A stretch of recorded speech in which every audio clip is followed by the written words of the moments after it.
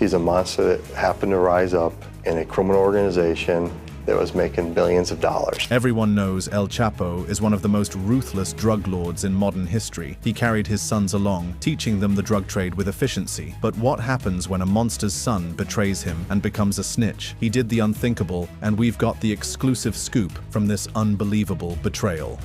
The deal with the devil. It's the kind of betrayal that shakes the very foundations of blood, loyalty, and the unspoken rules of the underworld. Ovidio Guzman Lopez, the son of the world's most feared drug lord, Joaquin El Chapo Guzman, didn't just cut a deal. He didn't just cooperate. He allegedly sat down, looked U.S. federal agents in the eye, and began giving them the kind of information that could burn his own flesh and blood to the ground. The most heartbreaking part. The moment he realized what he'd done, and who might have to pay the price for it, played out in a way no one could have predicted. This isn't just a story about cartel politics or another plea bargain. This is the story of a son who, in the cold glare of an American courtroom, traded the code of silence for a promise of safety and the gut-wrenching human cost that came with it. If you think you've heard it all, wait until we get to the part where US agents quietly moved 17 members of his family across the border into federal protection, leaving the Mexican government blindsided and furious. But to understand the magnitude of this betrayal, you need to understand what the Guzman name represented. For over 3 decades, it was synonymous with untouchable power. El Chapo didn't just build a drug empire, he built a mythology that transcended crime and entered the realm of folklore. In the mountains of Sinaloa, children grew up hearing stories of the man who could disappear into thin air, who commanded armies, who made governments bow to his will. His escapes weren't just prison breaks, they were legendary feats that transformed him from criminal to folk hero. The tunnels he built weren't just smuggling routes, they were engineering marvels that stretched for miles beneath the US-Mexico border, complete with ventilation systems, lighting, and even rail cars. When he escaped from Altiplano prison in 2015 through a mile-long tunnel that led directly to his cell, it wasn't just an escape. It was a declaration that even Mexico's highest security facility couldn't contain him. At 8:52, the night of Saturday, July 11th, El Chapo ducks into the shower stall behind a privacy wall, the only spot in the 5 by 6 foot cell hidden from security cameras.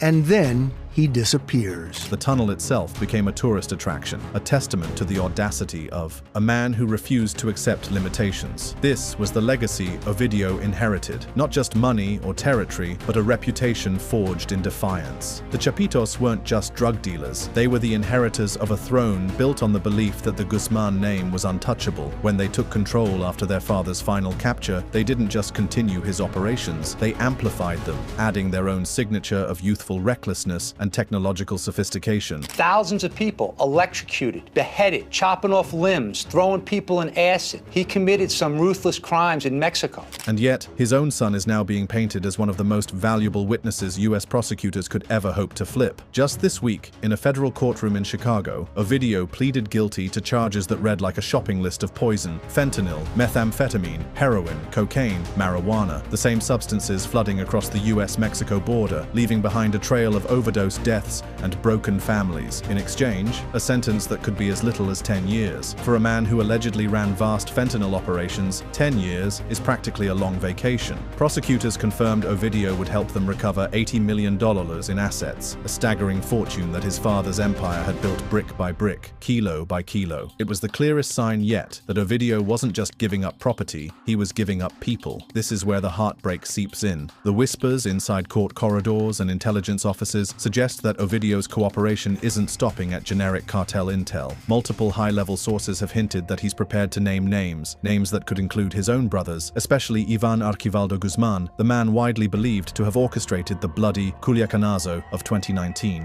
There's the other possibility that Ovidio could testify against his own brothers, especially Ivan Archivaldo. Think about that for a moment. In cartel culture, snitching on anyone is a death sentence. Snitching on family, that's something even Hollywood struggles to write because the ending is almost always drenched in blood. When Ovidio was quietly removed from the Bureau of Prisons public inmate locator in mid-July, veteran reporters and security analysts knew exactly what that meant. Witness cooperation. Great value, they called it. The kind of asset the US Marshals guard with layers of armed maximum security and secrecy. His destination, a high-security cooperation facility, the kind reserved for witnesses whose testimony can topple criminal empires or bring down political careers. Ovidio's information isn't just about smuggling, routes, or stash houses. There's talk of Mexican governors with cartel ties, of political campaigns greased with drug money, of meetings where the lines between government and organized crime didn't just blur, they disappeared entirely. One name keeps floating to the surface: Ruben Rocha Moya, the governor of Sinaloa. Officially, there are no charges. Unofficially, according to multiple investigative journalists, the US is keeping him in its crosshairs. That's why what happened next sent shockwaves through Mexico City. According to Borderland dispatches, 17 members of Ovidio's immediate family, including his mother, were quietly granted entry into the United States, complete with federal protection. Mexican President Claudia Sheinbaum's administration reportedly had no idea this was happening until it was already done. Sheinbaum didn't hold back her disgust, calling the arrangement incoherent in light of the Mexican soldiers killed capturing Ovidio. It was a public slap at Washington and a hint at just how deep the diplomatic rift was becoming. Meanwhile, Ovidio, locked away in US custody, had to live with the knowledge that his cooperation had effectively painted a target not just on his back, but possibly on the backs of the very people who once shielded him from the law, the ones who fought for him during that infamous day in 2019 when gunfire turned Culiacan into a war zone. Here's where the heartbreak turns into something darker. Whether Ovidio likes it or not, his decision to cooperate is forever. There's no taking it back, no undoing the whispers that have already started echoing through prison yards and cartel hideouts. Even if his family is safe for now under US protection, those still left in Mexico, distant relatives, old allies, childhood friends, may be forced to pay the debt that cartel honor demands when blood loyalty is broken.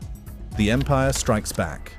Ovidio Guzman's guilty plea may have looked like the end of a long legal chase, but in reality, it was only the beginning of something far more dangerous. When a man like Ovidio sits down with US prosecutors, what's at stake isn't just his sentence, it's the fate of entire networks that stretch from the hills of Sinaloa to the highest floors of Mexico's political power. He was not released, but he was relocated to a secure cooperation facility.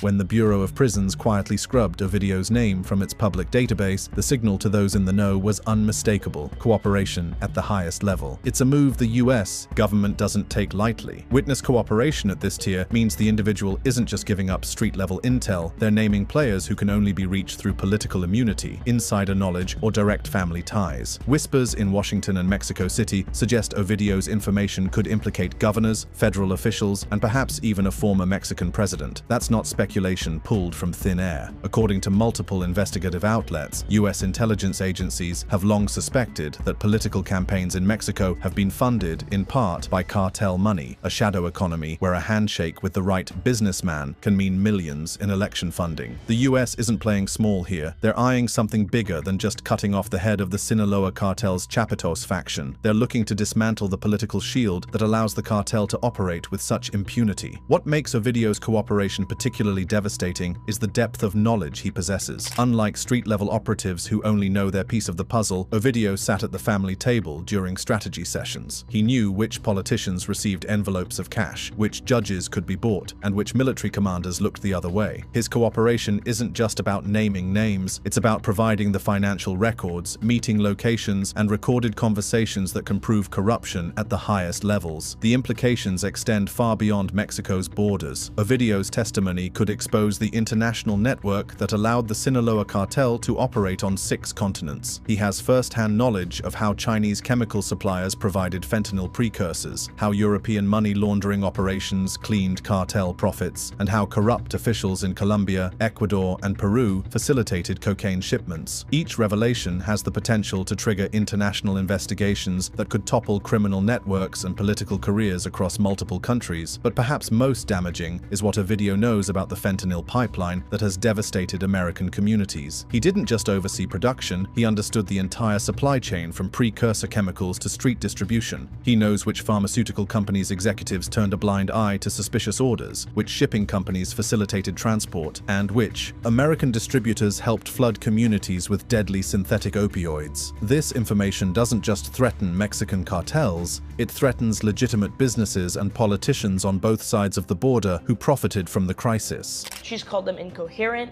especially regarding the deaths of Mexican soldiers. President Claudia Sheinbaum's reaction wasn't just diplomatic outrage, it was personal. She learned, after the fact, that 17 members of Ovidio's family had been quietly allowed into the US under federal protection. No heads up, no coordination, just a blunt, unilateral move by Washington that left her administration looking powerless in front of the Mexican public. For Sheinbaum, this wasn't just about political pride, it was about sovereignty. To her, Washington was making deals with high-level criminals behind Mexico's back, and then using those criminals to go after political rivals. Critics in Mexico see it as an American double standard, publicly declaring war on the fentanyl crisis while simultaneously cutting deals with one of the crisis's biggest architects. For Ovidio himself, the cost is very real. In Sinaloa, snitching isn't just a stain, it's a death warrant. The fact that rumors are swirling about him testifying against his own brothers makes his situation even more volatile. Ivan Archivaldo Guzman, in particular, isn't just a family member. He's a ruthless operator who helped orchestrate the Culiacan gun battle of 2019 to force Ovidio's release. To betray that kind of loyalty is to invite retribution that no witness protection program can fully guard against. Court observers noted that during parts of his plea hearing, Ovidio's expression seemed heavy, as if weighed down by the enormity of the bargain he'd struck. Whether that was genuine remorse or just the calculation of a man playing the long game is something only he knows. Inside his holding facility, Ovidio reportedly keeps to himself, shunning unnecessary conversation. Some sources claim he's even refused certain phone privileges, not because the authorities restrict him, but because he doesn't know who he can trust anymore. Every word he speaks now is a potential leak. Every movement is a potential tip-off to enemies. The potential fallout is growing. If Ovidio does testify in upcoming cases, his statements could be used to build US indictments against Mexican officials, a move that would send shockwaves through the already fragile US-Mexico relationship. It's a geopolitical high-wire act. If the US pushes too hard, they risk destabilizing a key regional partner. If they pull their punches, they risk being accused of protecting certain politicians for strategic gain. Either way, Ovidio's words could become political weapons. Long before courtrooms and plea deals, the Guzman family ruled with an iron fist, not from behind desks, but from the barrel of a gun. El Chapo wasn't just another cartel leader. He was the architect of a criminal empire that thrived on terror, an empire his sons inherited and refined into something even more unpredictable. The foundation of their power wasn't just drugs, it was fear. Every move,